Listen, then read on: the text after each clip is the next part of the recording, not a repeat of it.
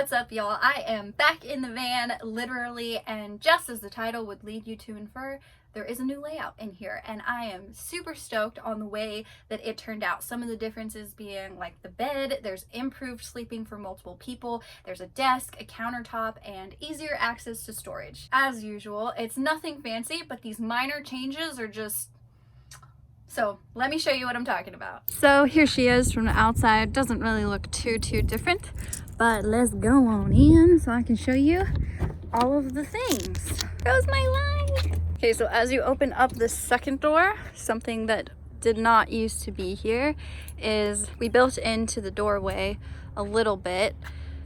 I originally was trying to avoid that, but it turns out it's just better. So there's that. The fridge used to be under the bed. It now is just kind of hanging out there. And then now as you walk in, just here's kind of the view of the back half of the van. Here is the new bed layout. Previously, this was just a queen size bed platform. And just because nostalgia, here's some super old variations of the bed. It still came to right here, this edge. We being Jonathan and I, ended up just kind of cutting this out so that you could have a little walking space in here. That's not the only reason for it, but I'll get to that in a second. So this wall that splits kind of down halfway of the bed, that is from the previous layout that was there. We decided to leave that. The main reason being, if we cut the whole bed, I know that some people would think that would, you'd be able to utilize more space that way, and totally for sure. However, let me show you why that is that way first. Garage area of the van. This is what's going down back here, which again is exactly the same as it was before. This part didn't change. So the reason that that piece of wood is there is to kind of block this off. So then heading back inside, oh, we did actually, this wall wasn't here before. It was just some poly wall material from Home Depot, but we went ahead and put some wood. Anyways, I wanted to change this bed layout mainly because this is just, in my opinion, more optimal for having people come along on trips with you. Because if you just have the way that it was, which was just a queen size mattress, I mean, don't get me wrong, that's awesome and I loved it, but at the same time, sometimes you're not trying to sleep, like right next to somebody, or they're not trying to sleep right next to you, vice versa. There's options here. Like, this just allows for more options. This is just a third sleeping bag, so it's just the piece of plywood goes straight across that whole back. This is gonna bother me. And so it does look kind of random, I guess, because you've got this opening and then you've just got like this, and it's kind of like, I was worried about it. I was like, what am I gonna do with just like this space? And it's not, it's not meant as just a place to put a third sleeping bag. As much as there's not like a specific function for it, it's okay. Like, it's still really nice to sit here. Then coming off of this side of the bed, there is now a countertop and storage underneath here, which, okay, so I guess this actually kind of ties in with the other thing of easier access to storage or better storage, however you want to word that, whatever.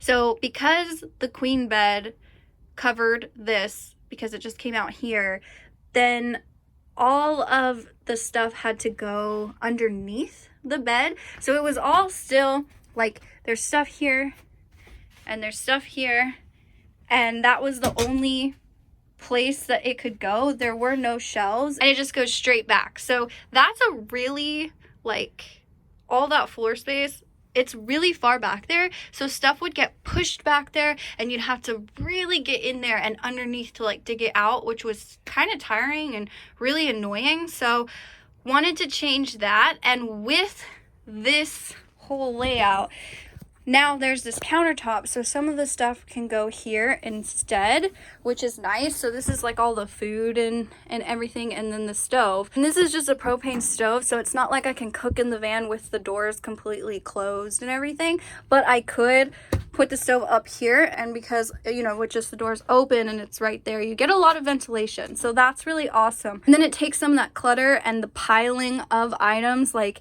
in this deep, like, I don't know if I can even... How long is this?